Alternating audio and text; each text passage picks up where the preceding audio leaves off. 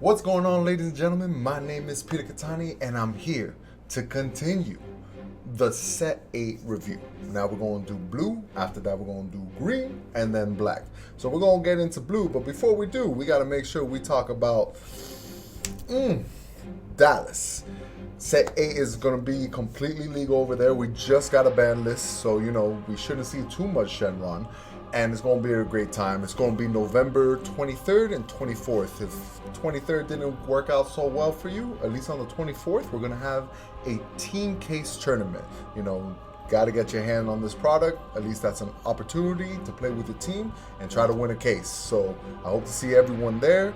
And afterwards, we got January 24th, 26th, Orlando, for the biggest event Pro Play Games has ever had, a 25,000, and yet they won't give me a raise event. So hope to see everyone there. But let's get into the reviews. Let's check it out. Boom, Miss Legal herself, Android 18. She is, normal 10K, awesome, cool, not like Bulma, which is 5.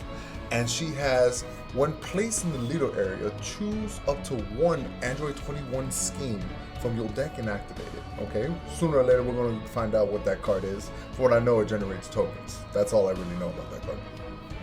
Active main, once per turn, choose one clone token in your opponent's battle area, removed from the game. Draw one card, choose one card from your life, add it to your hand, then choose up to one of your opponent's battle card with energy cost of 1 and return it to the owner's hand. Alright, so it gets rid of a token. You got to take a life, and it draws you a card. Okay, it draws you a card, and then you bounce a 1-drop, which I guess is good against U6, but then they bring it out and get value, so not that good. And when you awaken, you draw 2 cards and flip this over, so it doesn't untap. That's a big deal. And then we go into the awakened side. Bam, 15 leader, awesome, because the last Android was 10-10, but once your life is at 4, it became 15. Sometimes it confuses some players though, so this one says solid 15. When it attacks, it draws a card. We love leaders that do that. Active main, once per turn, choose one clone token in your opponent's battle area, remove from the game, awesome. Choose up to one of your opponent's battle card with energy cost 1, return it to the hand.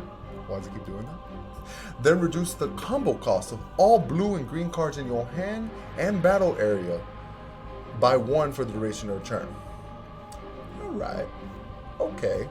I guess we gotta see what the combo costs of other blue cards and green cards are gonna be. I'm not quite sure, but interesting leader. For some reason, it's balancing a lot of 1-drops. Well, I don't know why. But we're gonna find out. Next, we got Android 21, and I know a bunch of people were excited for this. I don't know anything about the story of this girl. Apparently, she's Majin Buu and an android, but in special traits, she's just an android scientist. Kind of weird. Oh well. Auto.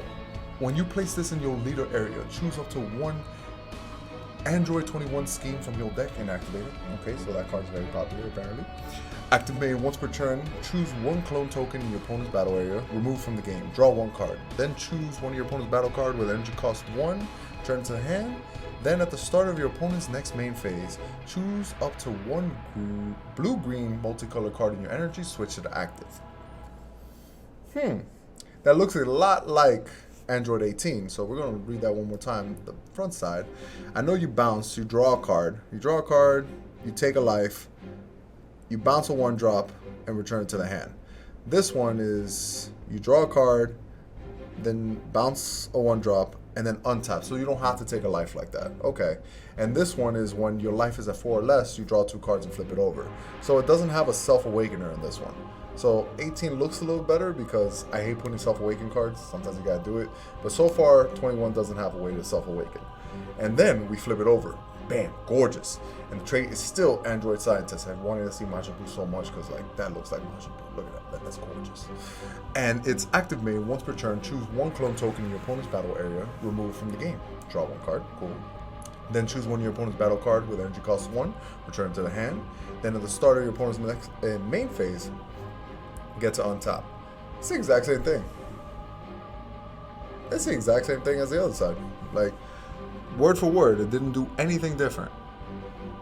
Boom, boom, everything's the same. That's a shame. Okay, well, now we know. Now we get to the blue cards. I'm not too excited about the 2, by the way. So far what I read didn't seem too good, but maybe there's some really cool blue-green cards that are good. So Kaio Cannon, Son Goku. 3-drop, 15, double blue, Saiyan. Choose 1 or 2 in your life added to your hand. When you play this card, it gains 5,000 power for duration of your turn, and at the start of your opponent's next main phase, choose one of your energies, switch it to active. Okay, so when it comes into play, you have to choose 1 or 2. You got to pick one or the other. It's not like you can pick 0. Choose 1 or 2. All right, add it to your hand. When you play this card, he's going to be a 20k, and then he's going to untap.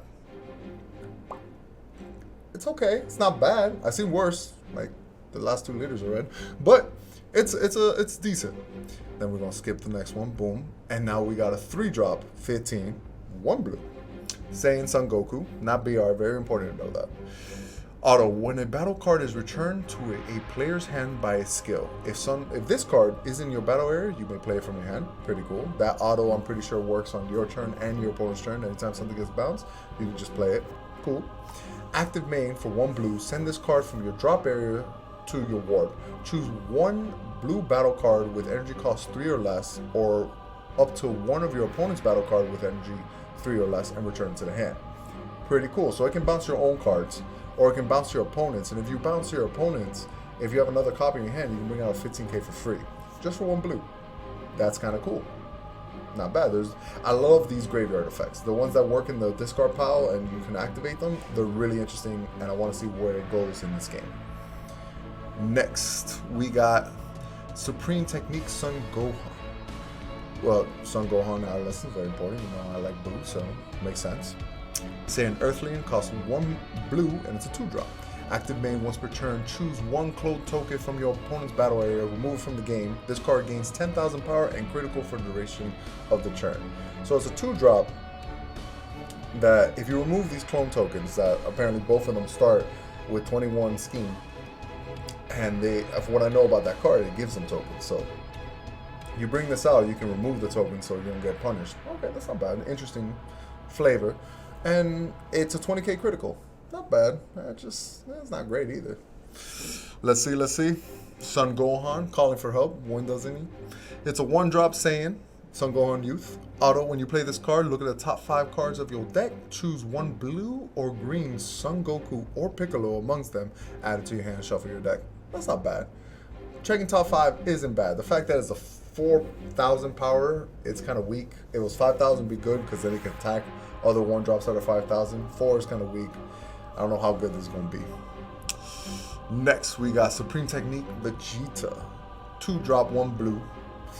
Active main once per turn. Choose 1 clone token from your opponent's battle area. Remove from the game. This card gains 10,000 power and double strike. Instead of critical, it gains double strike. So 20 double strike for a 2-drop. That's not bad. That's decent. It's not great, but maybe there's something there. And the fact that it's 10k though. Wonder how that's gonna work, because you can't really use it for fusion unless you have another Goku. Like, let's say you were playing Gogeta, because it didn't get touched on the ban list. Let's say you were gonna do that, the other Goku needs to be 10k, and I don't know too many good Gokus that are 10k, but we'll find out. Next, we got Supreme Technique Krillin. It's a 2-drop for 1 blue. Earthling, blocker. Auto: if it's your turn, choose 1 clone token from your opponent's battle area, remove it from the game. When you combo with this card, choose up to 1 attacking Android 18 card, and it gains double strike for the duration of turn. Okay, so it kind of acts like your Champa if you're swinging with your leader. Or you can swing with 18 card anyways, like an Android 18 battle card, that's cool. But this one is Android 18 card, so it works leader or battle card, and it gives it like the Champa ability. Auto: for 1 blue, during your turn, when you combo this card from your hand with an Android 18 card in battle, play this card at the end of this battle. Interesting. So you pay 1 to combo with it, which is 1. It costs 1, and it only boosts up by 5 instead of like Champa doing 10. But if you pay an additional blue, he can come out as a blocker 5k. Interesting. There's flavor there. That's enough there. And then when you awaken with Android 18, it makes the combo kind of free. So not bad. Not great, but it's not bad. Let's see. Next. Oh, we got next page. Bam. Krillin. Another one drop, but it's very good. This one, I know this one. It's auto. When you play this card, draw a card, and then for the duration of the game, if the turn player, you or your opponent on your turn, will use a skill of battle card or extra card to switch energy to active mode, they can't switch energy to active mode unless they choose 5 cards in the drop area and send them to warp. Very big deal. Another really big deal is these cards stack. So if you play 2 Krillin, for your opponent to switch energy on their turn, it will like cost 10. They have to remove 10 from the grave, which is huge. So I think these cards are going to be really good. Mind you, Awaken still bypasses because it's not a battle card nor an extra card. It's a leader, so they can untap their energy. That's fine. But like Sensu being on your turn, that's a no-no. Or Shenron, that's a no-no. Especially Shenron, they don't want to remove 10. So very good cards. Next is Master Roshi, Earthling, 1 drop, 1 blue. Choose 1 multicolored card in your energy, return to the owner's hand. When you combo with this card, choose 1 card in your hand and place it in the energy in rest mode. 2 seconds as I read this one more time because I'm confused. Auto. Choose 1 multi-card in your energy, return it to your hand. When you combo with this card, okay, so if I'm comboing this with 5k, I pretty much can swap, right? That's kind of the case. Because the way it's text seems like I don't have to choose an energy to put in my hand, but I'm just going to hope for balance, and that's all it's going to do is like swap energy. And if that's the case, that's cool. The fact that it comes in rest mode, it's a shame, but it is what it is. Kind of cool. Interesting card. Next we got Android 18. This is a super rare, so it's got to be good, right? When you play this card, look at the top 5 cards of your deck. Choose 1 blue or green Android card amongst them, add it to your hand. Shuffle your deck. Auto, when you play this card, activate this skill. At the end of your turn, you may choose 1 blue/green multicolored card in your energy, return to your hand. If you do, choose 1 card in your hand, place it in your energy in rest mode. So I can charge something that I don't care, and then later on I can pick it up and swap it. Interesting. I don't think it's really good though, especially since it comes in rest mode. If I can literally just like play something else, it's like theoretically untapping, but it's not. So I don't know how good that card's gonna be, but again, maybe the gimmick of it's really good. Next, we got a 1 drop Android 21, the Ring Leader. Android Scientist. If your leader card is an Android card, when you play this card, draw 1 card. Then at the end of your opponent's next turn, play 1 clone token with 10,000 power in your opponent's battle area. So it gives your opponent a token with 10,000 power. Okay, kind of cool. Active main. For a blue and a green, if your leader is an Android card, choose 1 Android 21 scheme in your drop area and activate it. Okay, well, the leaders already start with it. So maybe your opponent texts, you know, the Vegeta that pops it. Kind of cool. And gets rid of it. Well, this card can bring it back, which is probably good. Pretty good. At least a recursion thing. That's not bad. And it looked like all these blue cards need a token on the field to get like bonus effects. So this pops out a token at the end of their turn, so they don't even get to attack you with it. Kind of cool. Kind of cool. And from what it looks like, these tokens don't have combo power. They have 10,000 power, but it would say if it has combo power or anything. So probably these are just weak tokens. Let's see. We got a brand new Frieza, which, by the way, anytime a new set comes out, I automatically look for Frieza Army. I'm like, Frieza Army? Frieza Army? Very important. I want to make set 1 golden Frieza. Good, but we haven't got anything really special. So let's read this one. It's a 4-drop Frieza, Frieza Clan, Frieza Army. Awesome. 2 blue. Choose 2 clone tokens from your opponent's battle area, remove it from the game. Play this card from your hand. So instead of paying 4, you can bring it out for free by removing 2 tokens. Kind of cool. When you play this card, choose 1 of your opponent's battle card with energy cost 3 or less and return it to the owner's hand. I hate returning anything to the owner's hand because most of the time, the cards they play have an in-play ability, like play, do 4 damage to your opponent. There's no card like that, but if there was, this card wouldn't help. So putting it out there. 15k that comes out for free, kind of cute. I just don't know how good it's gonna be. Next, we got Nappa, 10k, vanilla. Maybe Raditz plays it, or Raditz is just limited to red and green. Not quite sure, but it's vanilla Nappa. Cool. Next, we got Magnificent Technique Ginyu, Frieza Army. supported. It's a Ginyu Force, and it's a super combo for a leader that's blue. That is a shame. Quite a shame. I don't know why that's a super combo, but maybe there's something there that I don't know yet. Next, we got Magnificent Technique Cell. It's a Cell, Android, cool, 15k, critical, not bad, 4-drop for 2 blue. Active main, choose 3 clone tokens on your opponent's battle area and remove from the game. Play this card. So theoretically, you can bring it out for free, a 15k that's crit. Interesting. That's not bad. And then, like, if you have the Cell card, like, you play this for free, the 7-drop evolves for 6, so for 6 energy, you can evolve over it. Ideas. Not that good. I don't know how good this is going to be. The fact that these cards do come out for free is interesting, though. Next, we got the Doctor. You know what's funny? I don't know what this is. Iroh? I should have checked before doing this video. But Dr. Will, though, that's how I know it. This guy, it is a 6-drop, very strong. It is blocker and defect, so, you know, no real good counterplays for it, except Chomper, put it in tap mode. When you play this card, choose 1. Play 6 cards from your deck and put it under Doctor's Lab in your battle area, cool. Or choose 6 cards in your drop area and place them under the lab in your battle area. Cool, so if you're about to get decked out, we're not gonna put 6 on top underneath. No, we're gonna use the graveyard and put it underneath. Smart ideas. But if your graveyard doesn't have enough, we're gonna use the deck. Makes sense.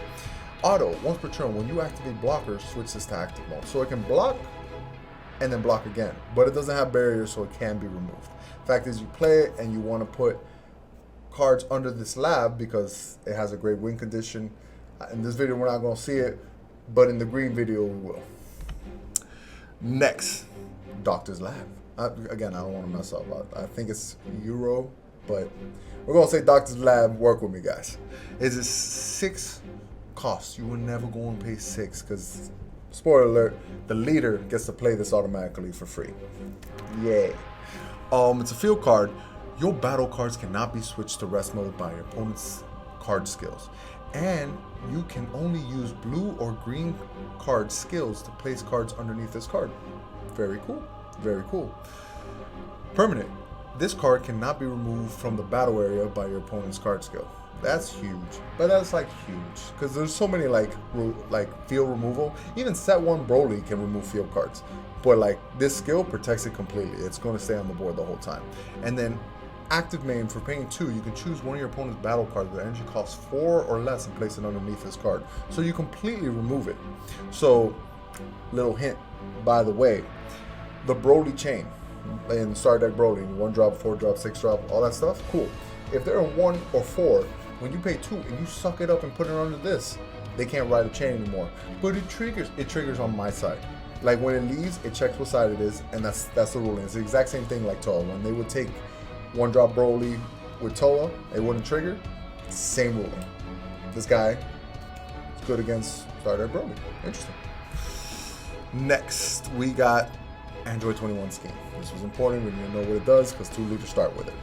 It's a field card. Once per turn, when you or your opponent plays a non-token battle card, it cannot attack for the duration of the turn. That's really cool. And the fact that it's once per turn is what, to me, hinders it a little bit. Because, like, I'll play a 1-drop. It lets me draw a card. And then I'll overwhelm my mirror. And that guy's going to attack. Why? Because once per turn triggers on the first thing I summon. It's not, like, selective. So I bring out Dende, draw a card. Okay, trigger, can't attack. All right, great. Mirror, swing. So, ideas. Auto, when you play a black card, place it into the owner's drop area. When you, not your opponent, when you play a black card, you place it in the drop area. So not that good. Your opponent can do overrun really well, be totally fine, but you can't because it goes straight to it.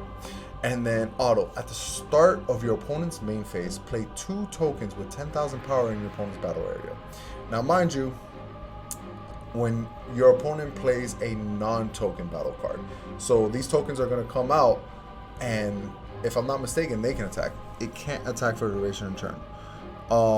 So yeah, at the start of your opponent's main phase, it looks like 2 tokens are going to come out and hit you, if I'm not mistaken, because that's exactly what it is. When you or your opponent plays a non-token That's what we're doing. We're bringing out non-tokens to their side of the field. It can't attack for the duration of the turn. And these tokens come out, and I think you can get a little beaten up. But unless I'm reading it wrong, and God knows my reading is not that great. That's how I'm reading it. That's how I see it. Tokens come out, and they swing it for 10s. But we'll find out. Next is another page. Boom. Bulma's Advice, and God knows I need it. It's a 3-drop, 2 blue, active main, draw 1 card, then choose one of your leader cards, and it gains 5,000 power for the duration, or 5,000 powers until the end of your opponent's next turn. So you can beam your leader on your turn, and it still stays beamed on your opponent's turn. Really interesting. The thing is, it costs 3. I don't know how much we're going to play this card. It's interesting, but it's active main. If it was active battle, maybe it would be even better because, you know, maybe you need to be defensive and not show that you have the beam. Boom. But 3-drop, I don't really know how much play this is going to see. And then we got Absolute Release Ball. It's a 1 for 1 blue. Counterplay, if your leader is blue and your life is at 4 or less, if a battle card is being played with energy cost 3 or less, it's returned to your owner's hand instead of being played. Then choose one of your blue energy and switch it to active. The fact that it switches back to active is huge, because if they're playing something for 3, if they waste 3 energy to play something, you bounce it right back, and theoretically you never use your energy because it's coming untapped. That's huge. But then it even has a permanent that if you have a multicolor card energy in your energy and your life is a 4 or less, you can activate this counter skill by taking a life added into your hand. So you don't even have to pay the cost. So let's say you're tapped out, your opponent plays something, you activate this, take a life, and you still get to untap 1 energy, which is huge. So this is a good card. It ain't bad. And oh, I can't show you no more, guys. That's it. That was the blue spoilers. Next, we're gonna be doing the green one. And then just because blue and green kind of go together with the green one, I'm also gonna show you the multicolor for green blue to see how everything comes together. But thank you for joining me, and I'm gonna see you guys soon.